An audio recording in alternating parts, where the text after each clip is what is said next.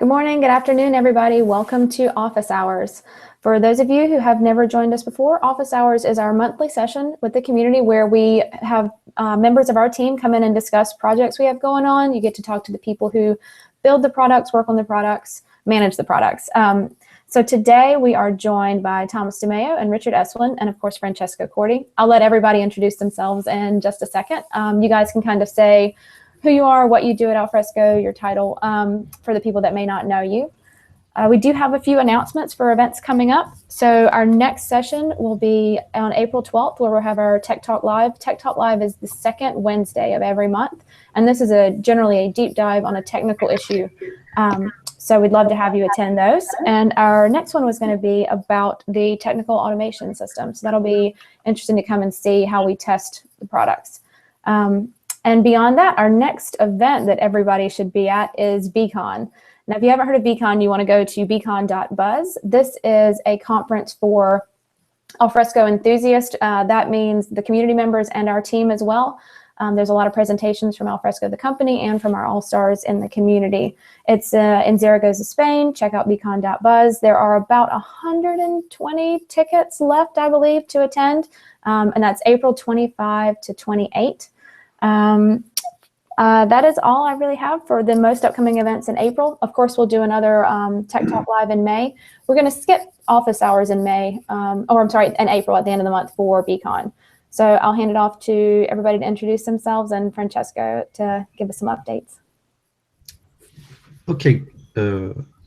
I start introducing myself. I'm Francesco Corti, product evangelist at Alfresco, and today I'm very happy to be here together with the product management team, talking about the vision and the strategy of Alfresco. Thomas, do you want to introduce yourself? Sure. Good afternoon, evening, wherever we may be. I'm Thomas DeMeo. I'm the VP of Product Management at Alfresco. I'm going to talk a little bit about direction of where we're headed for Alfresco overall as a platform across process, content, governance, applications, the whole bit. So I've been at Alfresco for 3 years. I've met hopefully many of you on the call. If there are not people that are aware with me, you can follow me on Twitter at TEDemeo. And by all means, reach out. I'm pretty accessible these days. Excellent. And I am Richard Esplin. I'm a product manager on Thomas's team. I spend most of my time working with the content repository. I definitely know the content services side better than the process services side. Most of you have already known me for a while. And I'm expecting to book my hotel for BeeCon today, so I'm excited. Okay, if you are agree, I take again the mic, and I would like to share my screen with to share with you guys what happens since the last time we had the office hour. Can you see my screen, guys? Yep. Okay, so as usual, I was discussed last time, in this small portion, we don't talk about news in general, but we prefer to talk about Alfresco news. And we would like to see what happened since the last office hour that happened at the end of February. So we have more than 1 month to discuss. Very, very rapidly, the 17th of February, the new Alfresco ADF v1.2 version has been released, and an interesting page, getting started page about Alfresco ADF with full of videos and tutorial to start developing over Alfresco has been defined inside the community portal. So feel free to go there because it's a good starting point. The 28th of February, a nice contribution from Jan Wright, a known person from the community, about new release of the Alfresco CAS module, and from Zilk, another active member of the community, about monitoring Alfresco using the Order of the Bee support tool add-on. Did you see at the end of February the lots of changes in naming and message around the Alfresco? For example, now the content manager is called Alfresco Content Services, and the process is called Alfresco Process Services, and the governance it's the Alfresco Governance Services. So new naming, new idea, new concept, new communication around the Alfresco platform, and for a real digital transformation.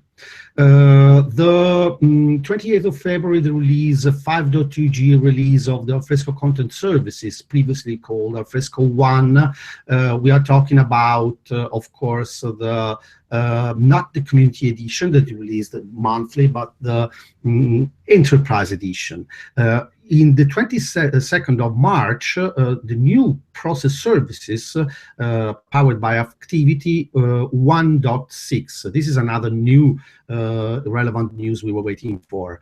Around the processes, really interesting, the mobile app for now compliance with the enterprise only, and if you want to certify over activity, over Alfresco Process Server, now you can with an official course done by the Alfresco University. The 2nd of March, we had the first London meetup. We plan to do more, really interesting. We will do more around the world in the next weeks. An interesting book. This is in a second edition done by Ben Chevalereau. I hope I pronounce correctly the name, and Jeff Potts. This is a great second edition, really appreciated from the audience. The 8th of March, Tech Talk Live about self-service, really interested for the people because it has been highly attended. Night summary from Nathan McLean about what to do or not to do over Alfresco. And here I see the couple of Richard and Jeff together again with a blog post from Richard Esplin talking about effectively open core differentiation. Really interesting read if you didn't see. We talk about BeeCon, so we are looking for one sponsor more at the BeeCon if you're interested. So please let the organizer, let the order of the bee know.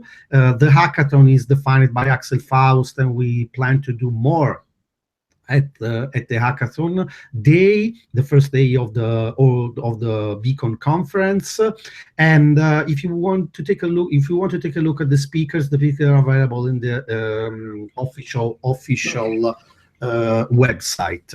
A really interesting training course on Udemy from Martin Bergeon, all over Alfresco, and interesting news because 1.5 million page views in the latest 3 months of the Alfresco docs. So thank you, Alfresco docs, for your job. Are you aware that there is a Docker image of the Alfresco process services available open source on GitHub? Well, now you are, and it could be great if you start using and share some feedback. Vensia shared machine learning Alfresco integration for video image and analysis classification. And really interesting, a few days ago, the 31st of March, Ole announced the release of the SDK 3.0. This is a real endings and a real thing that all developers would like to see. Dave Draper shared some experimentation around React, and Tony De La Fuente with some best practices managing security operation in AWS.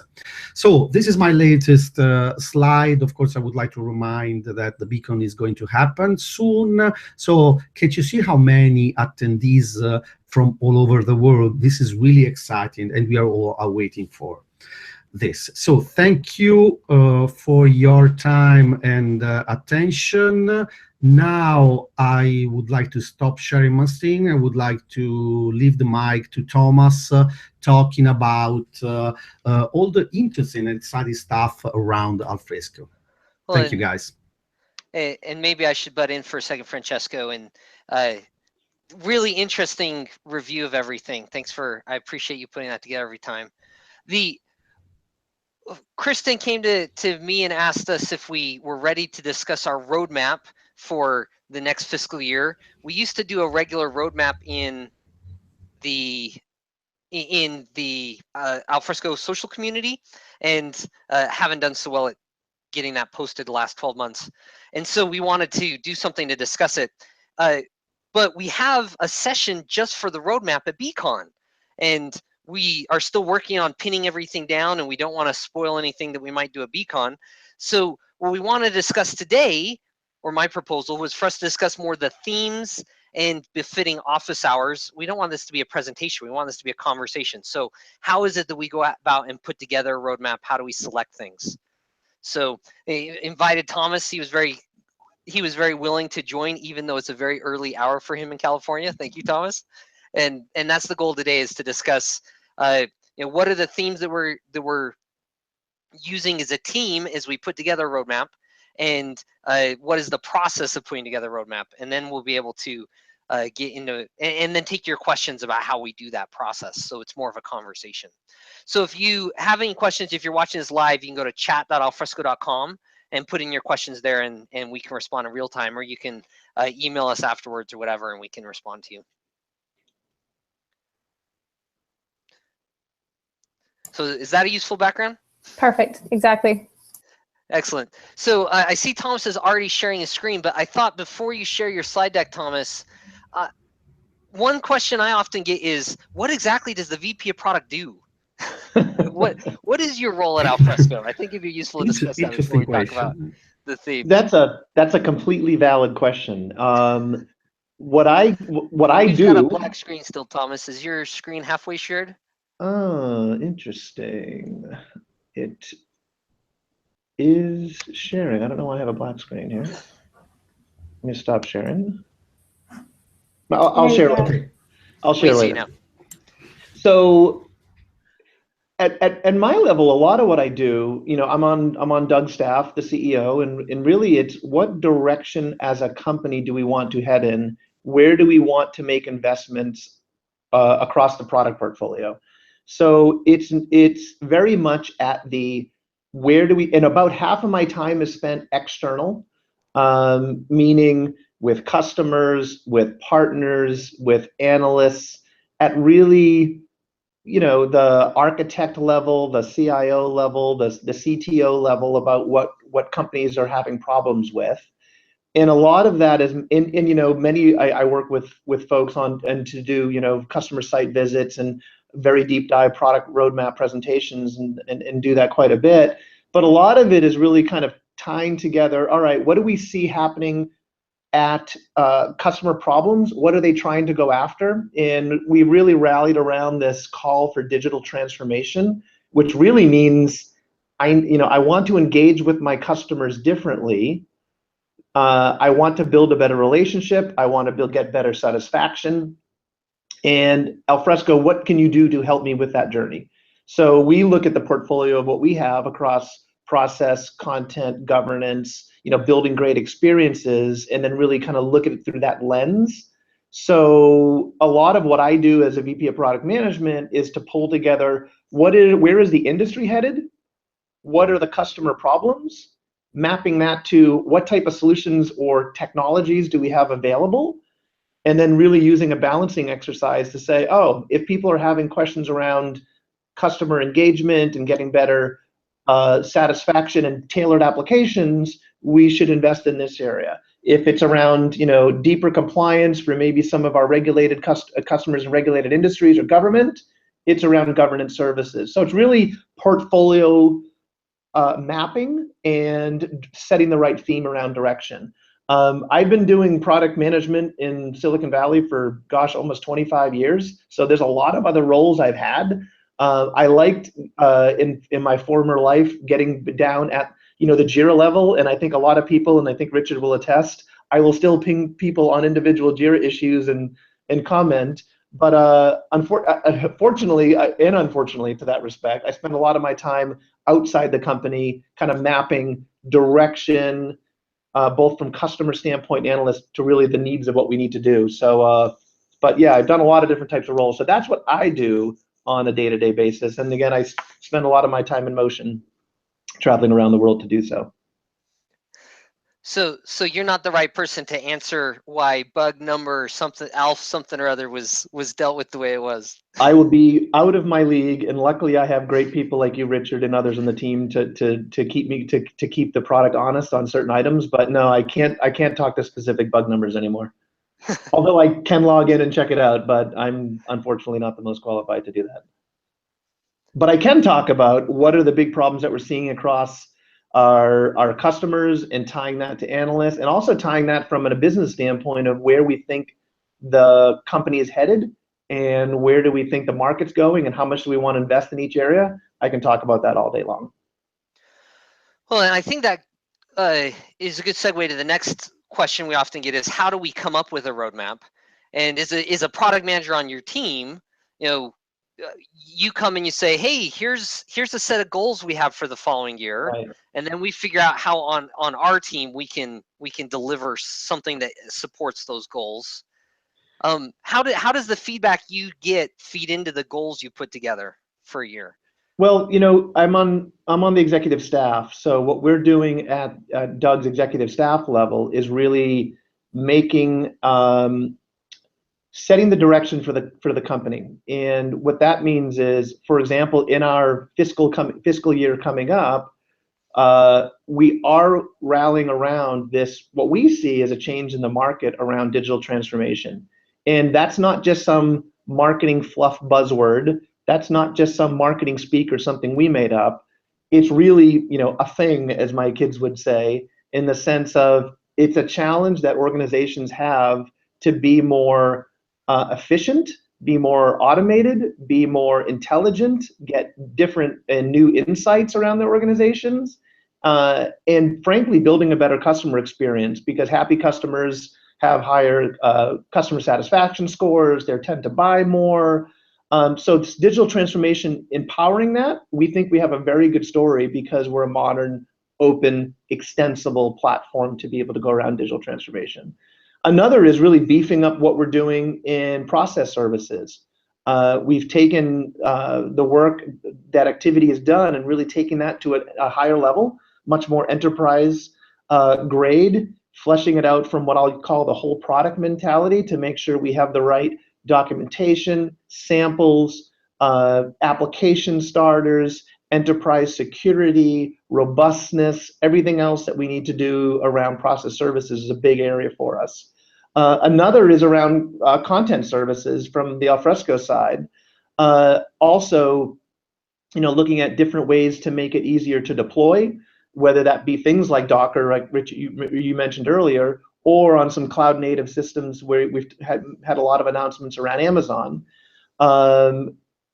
Native services inside of Alfresco related to governance. There's a big movement in Europe around GDPR and the privacy protection. We think there's going to be a big movement in the market around that.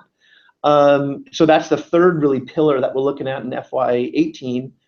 And the last is just what we're calling operational efficiency. How do we as a company engage better with our partners, with our community members, internally with ourselves around communication, holding people accountable, working with the sales organization to basically make the sales team more productive in what they need, making our own teams more predictable, making sure we have the right things in place around, again, everything from sample code to documentation to build systems to what we're doing around, better contributions and things like that. And you can talk to some of that, Richard.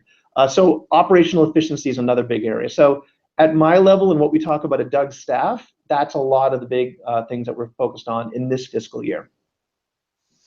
Yeah, I think that's really useful to recognize. So on my team, I work with the content repository team. We take those company goals around operational efficiency and migrating people to Alfresco, and we take the industry trends that Thomas and John Newton have gathered and brought in, and we combine that with specific bugs that customers have reported, with feedback that we get from our open source community and events like this. And I go to the engineering team and say, what are the things you think need to happen over the coming year? And we put together a proposal. This year, for example, we said if we were to do a press release in November of 2017, what would be in it? And we write it up so there's something concrete to have a conversation around.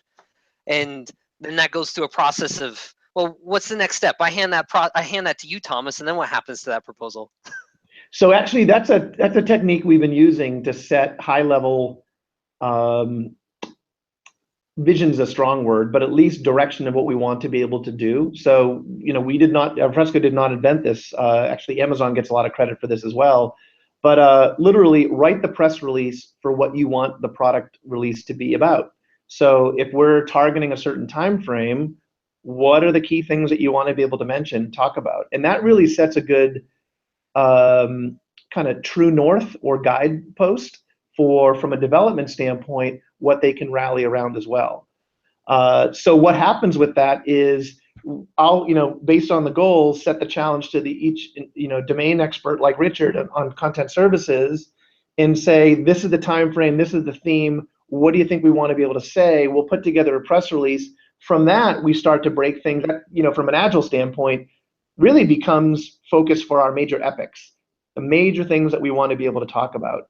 From epics, as you know, you get a bunch of high-level stories, you have tasks, but it really provides a way that we can have what I'll use line of sight between what we're doing on the daily basis and what we want to be able to talk about going forward. And that direction really helps out. There's a lot of work that you don't, in a detail you don't get in a press release, and that's really where I rely on the domain experts like Richard's and other on the team to really flesh that out. And so out of that press release conversation, it comes back down to the team. We sometimes rebalance resources across the teams based on who's doing things the most valuable.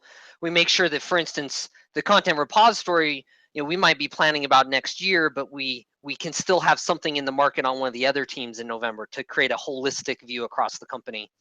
And then we've got to take those high-level epics and then it goes to the architects and we start breaking it down into something we work on.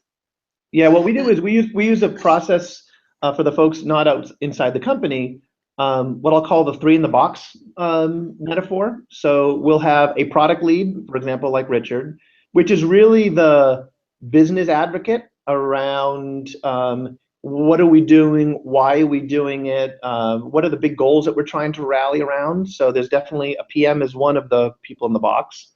A UX designer, which is really like the customer and experience advocate for how should this thing behave, what are the workflows we're going to be able to support, what are the, what's the interaction model, all of that from the UX team. And then lastly is the architect. Keep us honest, architect, on what is technically feasible, out of bounds, something that is reasonable to go after. So I find that when you give a customer problem to a 3 in the box team, having a PM, a UX, and an architect, they're able to really refine, okay, what is that problem? Here are some choices. Let's use some design thinking methodology around talking to key customers, talking to partner ecosystems, talking to community, talking to everybody about, okay, we think we have this problem. Here's a couple proposals. What's most interesting to you? And then start iterating on that, really to get focus before we start designing and writing code. As we all know, it's so much easier to iterate when you don't have codes stake in code, to really refine that right idea, to make sure you're working on the right things. That's really what, from a roadmap standpoint, we start to iterate on, which for some reasons is why I can't go deep into roadmap today, because what we've done, where we're at in our calendar, is we have our goals for the year, we have our major themes, we certainly have hypothesis for what we want to be able to go after, but we haven't done all that 3 in the box scoping to get to, okay, and here's what the epics mean, here's what the stories are, and therefore here's what the features are. We're simply not there yet. We're in that more of iterative process to say, here's how we're going to align. So if people are asking for what are the low-level feature details, spoiler alert, you're not going to get it today. You are going to get more at BeeCon, and if you are an enterprise customer, contact your Alfresco account executive, because certainly I can go into deeper, but really it's that iterative process that we're in right now. And that's really just part of modern product management is you have a hypothesis, you test your hypothesis, you iterate on it, you get your stories, and then you start to execute. So that's really where we're at in the cycle right now. And it's useful for people to recognize that about half of, well, that accounts for between half and 2/3 of our effort. The other third to a half of our effort, it really is responding to customer issues and community raised issues. So it's bug fixing, maintenance work. Yeah. So it limits how much forward progress we can make as we keep refining and improving what we've already released. So yeah, there's always Peter, a balance of what we do for maintenance and new innovation, and that's part of what rolls up to me around what's that proper mix that we go after across the portfolio. And Peter says, thanks for the details of how you work internally. What's new for us that are external? And so that's a good segue for you prepared a certain slide, a short presentation to guide our thinking. Yep. It is very high level analysty. Thomas said, is this too marketing for office hours? In my opinion, is we can handle 10 minutes of marketing because it really does set the basis of how we turn that into what we're actually working on. So we'll let you do that, Thomas. And like you mentioned, we'll go into more detail at BeeCon and hopefully be more concrete at that point in time. You want me to go into that now? Yes, please. You Richard, you also mentioned some other things that we're doing around better community engagement. I don't know if you want to touch upon that while I tee this up. Yeah, another plug for BeeCon. Last year at BeeCon, we talked about we had a panel discussion on how to collaborate with the Alfresco engineering team and how we do contributions. This year, we're doing a I was gonna say repeat, but a follow-up on that panel to talk about things we have done. And we have made a lot of progress. For instance, a lot of the code is moving to GitHub over the next 6 weeks, make it a lot easier to take pull requests. And so we'll spend a significant chunk of, I think it's a full session, 45 minutes or something at BeeCon, going into details on that.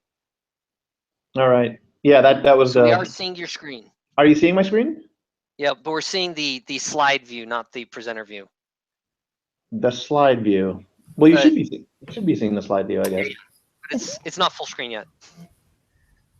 It's not full screen. Interesting. It's full screen on mine. Here, I'll try to do share to everybody. Okay. Just to warn people, we do sometimes get stuck in this view. So if you notice any weirdness, just let me know in the YouTube chat or in IRC, and I'll try to adjust. But I'm going to see if everybody can see Thomas now. And we've got the black screen again. Yes, we see. I think when you do screen. presenter presentation mode, it messes. I don't know what it's doing. Really? So maybe if you just slide the listing of slides really small, it'll be good enough.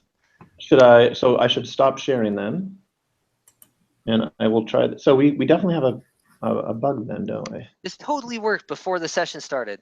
We did test this. We promise. When I was doing application window, maybe I'll do entire screen. So let me do that. Let's see if that's better.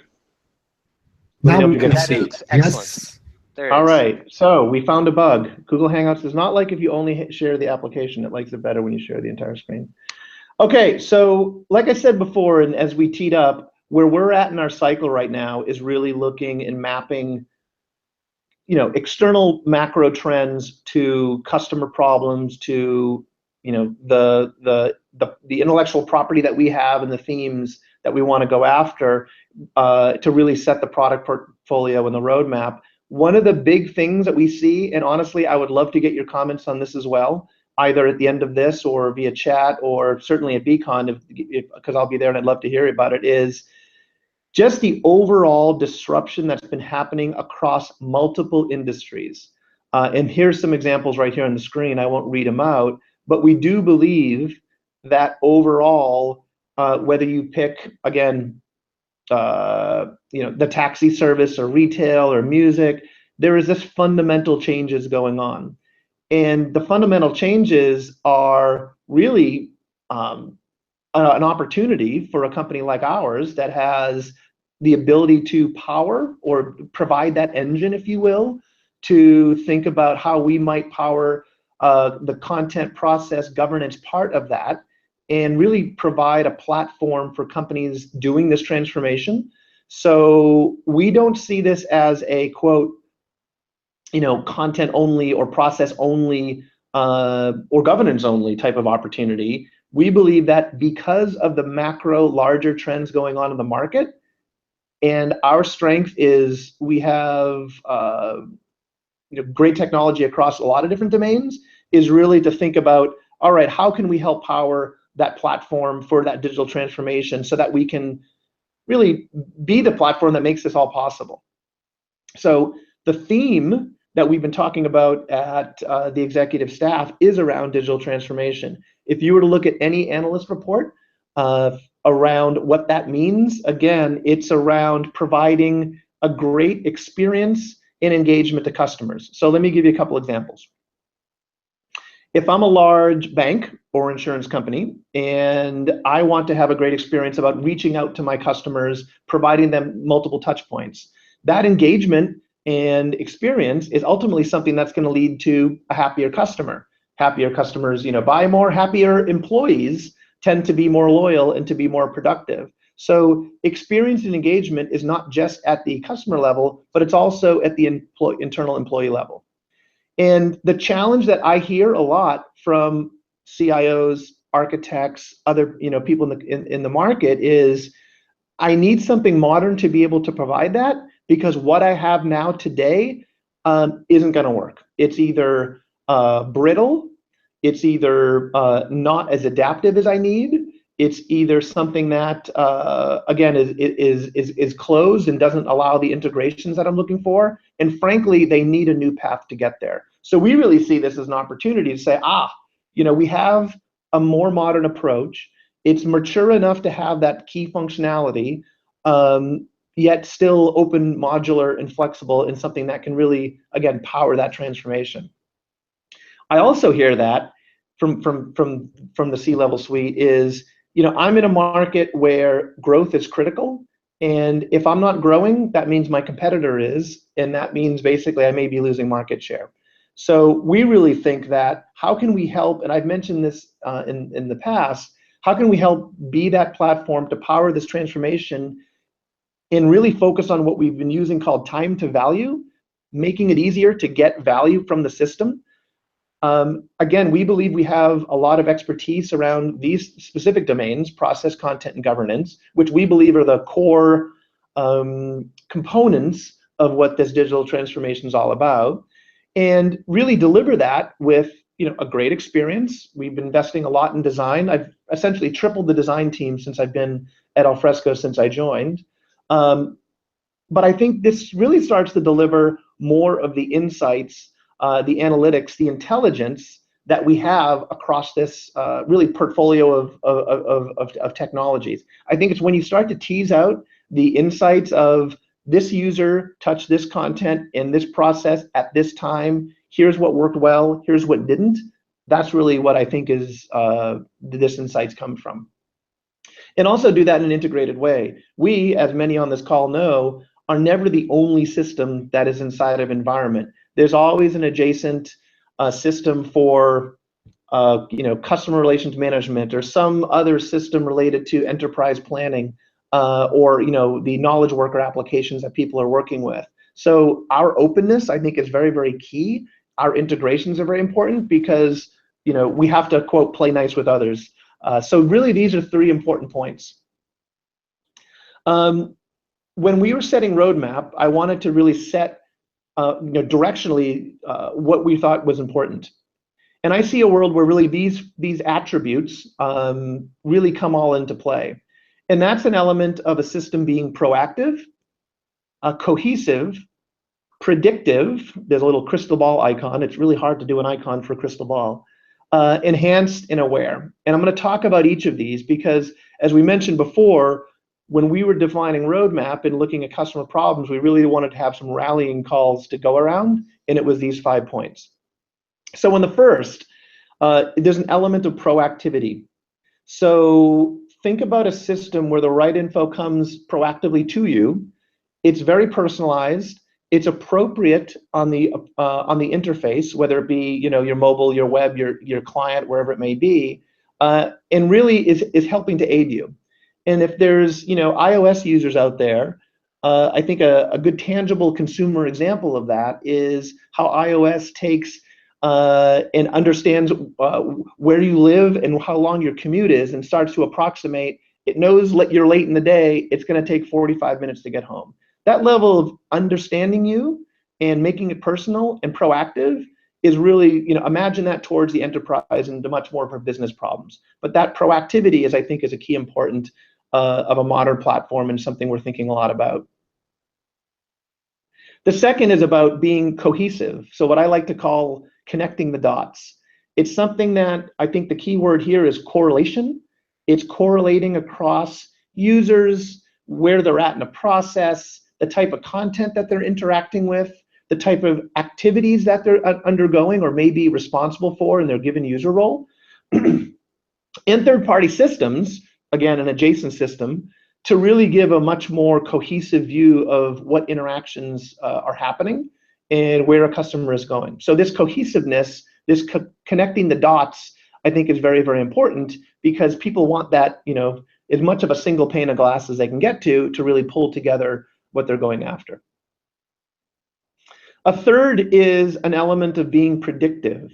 So this is where insights, machine learning, analytics starts to be more important. In some of the work that we did in the latest in the shipping release about investing more in, for example, the solar engine, to really have that be a separate service and then be able to innovate faster, to tie some of the solar machine learning capabilities, is really the direction that we're going in, because I think that starts to deliver an element of this predictiveness. How do I get new insights as situations arise to provide, basically predict opportunities, based on these conditions, and what has happened in the past? We believe the following outcomes could be a choice. And if you're in a bank, and if you're in an insurance company or a government, if you can predict activities around user profiles or people that have maybe at risk from security problems, or if you're in a large like a bank or insurance company, or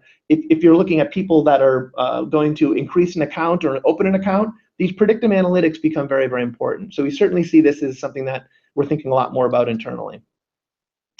Another element that I think starts to pull together kind of a modern IT environment is enhancing it with large data sets for what I'll call, and streaming real-time information. So there's a lot of public data out there. And if I'm in an insurance company, I may have demographic information, I may have geo information. If I'm doing city planning for a federal, state, and local government, there's information on the topology. There's for real-time information, there's certainly a constellation of Internet of Things devices that are streaming information at all times. And we believe that the platform in itself is great, but it's even better when you start to supplement it and enhance it with these large data sets, so that we can, again, add more intelligence to what's happening. This is something that I think is a part that you may have not thought that we'll be thinking of, but again, I think it's part of a modern IT environment that we're really looking at taking advantage of. So enhancements is key. Aware. So the notion of aware is really tying a lot of the previous points together. It's something that's improving, maintaining itself. So think about the elasticity that you get in a cloud environment when you can have an architect a cloud-based system to be a lot more scalable, to be aware, to understand security threats, to increase security or provide the notifications around those threats. But basically, it's much more of an aware platform than something that has to be constantly maintained. So again, whether I apply that to system maintenance or load, or something that happens at the end of the week or the month, or follow the sun type of experience, where we work with a lot of multinational corporations where they may have design in one part of the world and manufacturing in another part of the world, and they want to be able to have their users and their content and their process really flow around the globe to follow the sun. This awareness is an element that really powers that and makes it real. So again, this is something that brings it together. So there are 5 points, and I've talked about these where people say, Thomas, okay, I get it, and each of these I understand. However, make it real for me, because one thing I don't want to be is too high level and too ethereal and not have this be meaningful. So in making this more meaningful, we've used we like to put this in really a kind of a common user story. And I think nothing makes it more tangible to make it more personal. So I wanted to kind of have the next section be about, all right, well, based on those 5 different qualities, what do you really mean by all that? So, we serve a lot of different markets. We serve financial services and, lots of different type of government entities, intelligence and military and all sorts of service, banking, high-tech manufacturing, a lot of the key markets that we go after.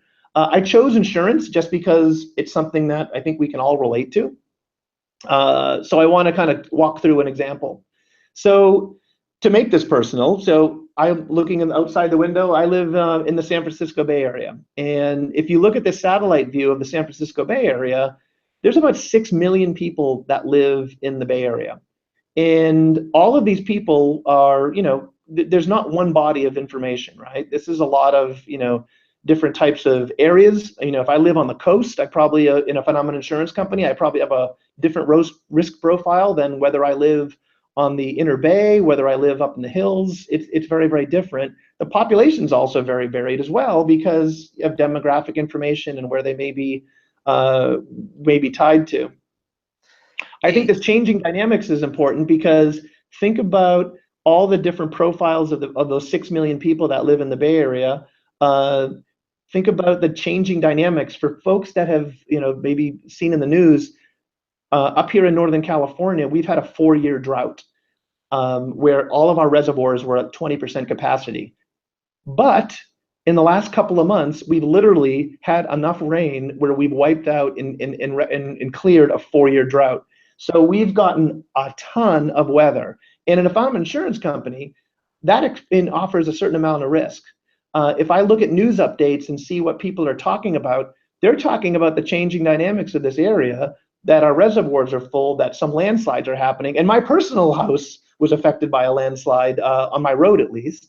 And think about, as an insurance company, all that public data set information that you have available in this Internet of Things. Again, so all Thomas, this.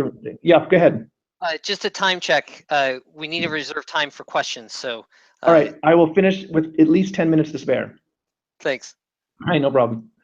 So my particular risk is I live in the mountains, and the mountains are great because I'm away from it all, but it's also it gets to be a pretty remote area. So, and it's also, isn't it, from an insurance company standpoint, it gets a little sketchy because this is a map of all the fault lines in our area. So literally, even during this call, I could be impacted by a fault or an earthquake, which is really difficult. So again, from an insurance and assurance standpoint, that really makes my particular situation very, very difficult. And that's also compounded by, for example, when the summer months roll around, the type of fire season, which you probably read in the news as well, California is susceptible to fire as well. At the end of the day, I'm just a family guy. I have, a wife and a couple of kids, and I want to keep them safe. So I also expose myself to different parts of risk. Some of you may know that I'm also a cyclist, not as competitive as I'd like to be anymore. But all this information that maybe is also public information, a insurance company can glean my results from a social service, for example, like Strava or off of Twitter, and really understand me better based on this public data set information. And as any cyclist will happen, things happen. Sometimes we get injured, and that's not my collarbone, but I certainly have broken my collarbone before. And at the end of the day, I just need insurance. I just want to have, do what I do, live my lifestyle, and not have to worry about it.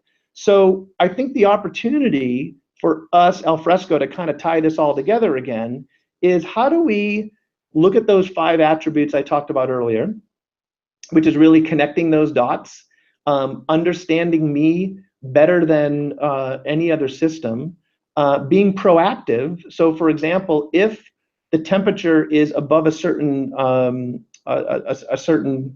degree point, that maybe I'm interested in buying additional fire insurance. Or if there's a lot of storms, maybe I'm interested in increasing the insurance to my home. If it knows that, for example, I am competing more, maybe I want to up my life insurance policy or something related to that. So I think connecting the dots, being personal, is really an opportunity that we have at a high level to provide that digital platform. So at the end of the day, I want something tailored to me. I want to be able to, this is not my turkey, this is just a turkey I saw, but I want something tailored to me that can basically be the best that it is, which is really what the turkey is. I want something to be predictive. So when I think about, again, all the sensor information, the analytics of what I interact with from, for example, my insurance company, how often I check my policies, the type of coverage I have, the type of interactions I have, this predictive element becomes very, very important. All my information is secure. So whether it be what I've touched, my security levels, I want to make sure that even the people I interact with do not take my information and do something nefarious with it as well. So that element of security is important. So at the end of the day, the business grows, and an insurance company can be happy as a pigs in slop, so to speak, so that they're able to grow as well. So that's a very low-level personal story, and I added an element of comedy because I thought it's easier to talk about insurance when there's better pictures. But this is really what I'm trying to get at, is from a executive and from a digital transformation, these are the qualities of the systems that we think about: proactivity, cohesiveness, predictive element of prediction, enhanced, which is really a way to think about again, large data sets, and also aware. Much more elastic, much more scalable than what we've been able to do in the past. So from this, a lot of people say, hey, wait a minute, Thomas, I thought I was going to get an ECM presentation. Or wait a minute, I thought we were going to talk about BPM. And what I'm saying is, frankly, those are important technologies, but also, who cares? We don't believe this is about ECM or BPM. We believe this is about a much higher level purpose around something much more interactive, that's delivering insights, that has a great mobile experience, that's scalable, that's able to pull in information. That's what we think about at the executive staff, because all the industries are frankly very much in play. A lot of the analyst communities don't even track ECM anymore. It's something that they're calling content services, which just happens to coincide with what we're doing. So this is not about an ECM or BPM. This is about transformation at a much higher level. And that's really where we was the impetus around what we did around this Alfresco digital business platform. Where process and content are first-class citizens. They're two sides of the same coin. They're really complemented with governance, because it's really this holy trinity, if you will, that really makes it something that we think is very, very valuable, and also something that is unique to us. It's something that we want to have open. So as a developer, as an architect, it's something that you have a robust set of APIs and standards to be able to pull from. It's something that plays nice with others. It's something that's extensible and something you can work on. Many know that we've invested in a new application development framework to really focus on time to value, user experience, and making it easier to build solutions that partners can do, or frankly, really any developer. We know it's early in this cycle, and we get that. However, we wanted to go to something that was, mobile friendly, a lot more modular, a lot more modern, easier for people to understand from a language standpoint. So that was really the reason behind ADF. Intelligence and analytics is really the magic that you get when you start to pull together these systems. And lastly, it's providing choice about deployment wherever it may be. So that's really, from a platform standpoint, what we've been focused on. I'm going to go into a lot more detail at either BeeCon, or if you're an enterprise customer, contact your account executive to get more information. We believe that we have a unique value proposition in this market. We really tie together these 3 points. This is something that John Newton and I talk about. It's the combination of design thinking, which I mentioned earlier, is that iterative process to say, what is the problem? What do we think are solutions? And how do we get feedback on that? Open thinking, meaning we're going to do this in an open way, extensible, open core, working with partners in the community, and also, but doing it in a very platform-centric way. And that's really the magic that we think we can bring to it, to have these people-centric experiences, be transparent, and also get there as fast as we can by accelerating development. So that's about all I have. I do want to do as we start to iterate more on these themes, talk more at BeeCon for the folks that are going to be there. And for enterprise accounts, again, contact your account person. I'd love to be able to talk with you more on that. But that's really directionally what we think about, having just had a large release. This is really where we're at in the system right now.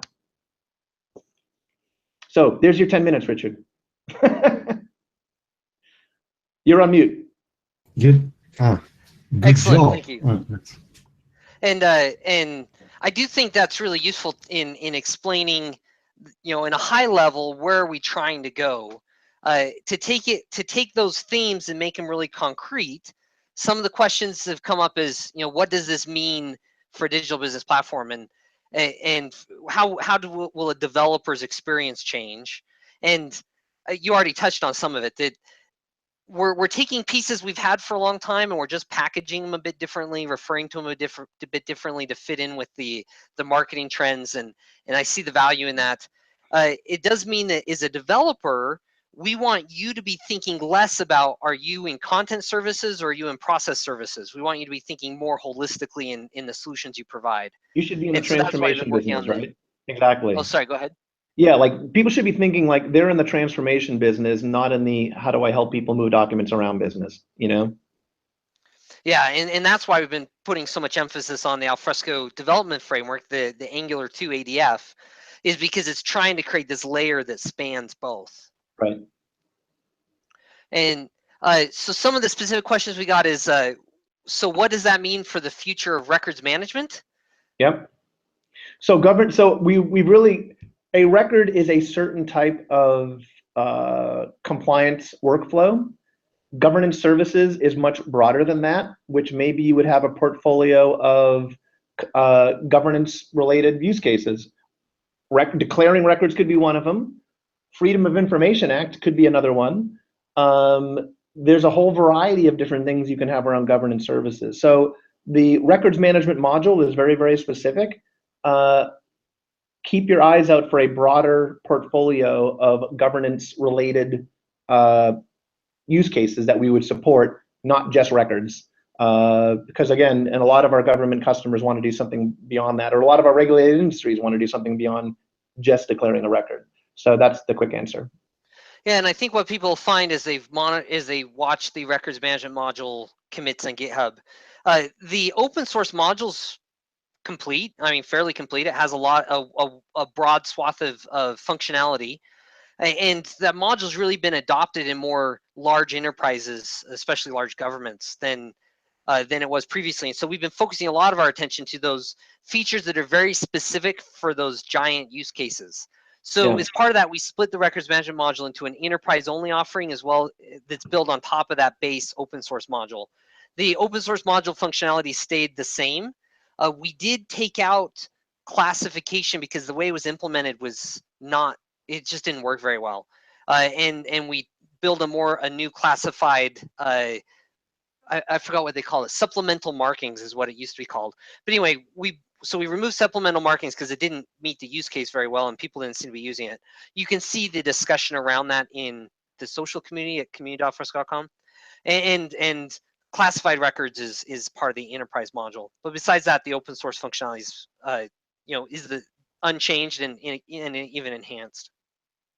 Similarly, people want to know, what does this mean for the future of Share? It's a collaboration application, and if we're if being platform thinking is one of the core things we're doing, what does that mean about our investment there? Yeah, Share, it was built, and for the people that don't know the history of it, Share was built as a site-based collaboration tool in the vision of SharePoint, hence the name Share. And if you look and squint, it had similar functionality. And that's great, and it supports collaboration use cases, and as people know, they can configure it and they can strip things out of it, but it really had that metaphor when it was created. It's key to, for example, records management, because the records management module is built inside of Share. So in records management, it's a big part of our business. So certainly Share as a collaboration app, and Share supporting records management is important. We'll continue to invest in that to basically further records management, to make sure it's maintained and fixed and healthy. As we look at broader use cases, process, different types of compliance use cases, simpler collaboration, a lot of other things. We're going to be looking at the app dev framework for that, because and try to do it as modular as we can so that it's easier to configure applications. We know it's early. We don't expect to get there overnight. Share is also the admin environment for the Alfresco side, which we know as well. That's not going away anytime soon. That's going to be something around for a long, long time. But when people want something more modern, with something that's more mobile friendly, that's the type of environments we want to start to build. And I think ADF is going to get us there. Yeah, and so people will see that a lot of the resources that used to be going in a Share have been moving towards ADF. We have a limited team, but that doesn't mean Share's dead. It means we're working on ADF. So we would be foolish to kill Share. Yeah. Related to that, there were a couple questions about very specific features, such as when are we going to upgrade our SIFs implementation to be SMB3, and similar to the Share conversation. These specific features we haven't put as much priority into because we've been focused on things like how do we improve our REST APIs, how do we improve our deployment situation to be more containerized, more of a platform, how do we strengthen this platform storage so people can work across the entire services of features rather than how do we upgrade specific implementations of file sharing or network sharing, stuff like that. Another feedback is about probably an interesting observation that we should share the roadmap in detail of the vision more frequently, probably. And this is something that we will do again in the keynote. And definitely Thomas is the right person to discuss with. But we will also would like to have the right content for the BeeCon, and we will do obviously in the future more. So I don't know how often. Which is your thought, Thomas? Definitely. Kristen and Francesco, you guys can reach out anytime. You know how to get a hold of me. But yeah, I mean, if it's a quarterly cadence, sure, whatever helps. Honestly, we do this all day long. So whatever helps, I'm up for it. What do you think, Thomas, if we ask to the attendees and the participants, how often do you imagine to have? Of course, a weekly basis, not probably the right answer, but no. What do you think if we do it quarterly or twice a year or once a year? So let us know, because we are in touch with Kristen, but could be an idea. So this is another for sure topic. And it's worthwhile to say that BeeCon last year did a really good job of recording sessions and sharing sessions after the fact. So if you can't attend BeeCon, that doesn't mean you won't have access to this content. Of course, post the BeeCon event, we can talk about doing something else in another office hours session, perhaps for the folks that couldn't attend. But yeah, we'll work with BeeCon to get that information out to you guys. And if there's enterprise customers on there that need it, just reach out to your account exec, and we can provide it that way too. And we've talked a lot internally about how do we have a more transparent roadmap. In the IRC conversation, people pointed at some other companies and how they do road mapping, and they do some cool things that we should look into. We've had a couple problems. In the past, we used to once a year do this big, let's publish a roadmap in the wiki and into the social community. And it turned into, hey, Richard, go do this. And it's a big task for one person. So then we said, well, let's split this out among the various parts of the team. But we go through this process of pinning down the roadmap. It can take a while. Similarly, we wonder a lot about how do we take ideas better. And we've explored plug into Jive. We've explored Get Satisfaction and some of these other platforms to try and do ideation. We used to have voting in Jira, but it wasn't ever really useful. And so we're looking at these things. My personal preference, where I've been focused, hasn't been on figuring out how to make this roadmap more transparent, but I've been working with the engineering team on our tooling to be able to move to GitHub and be able to take pull requests and some of these things around the subversion to Git migration and splitting our code base into pieces. It's a different project, but the point is it takes a lot of effort, and that's where my focus has been. So I do apologize that we haven't kept the roadmap in Jive up to date, but really there's only so much bandwidth we have. And I think when I listen to people yelling, I think hey, why can't we give a pull request is more useful for the community than why are you ignoring my idea? So any other thoughts on road mapping and what can we do in the short term to improve it versus what our goals are for the long term?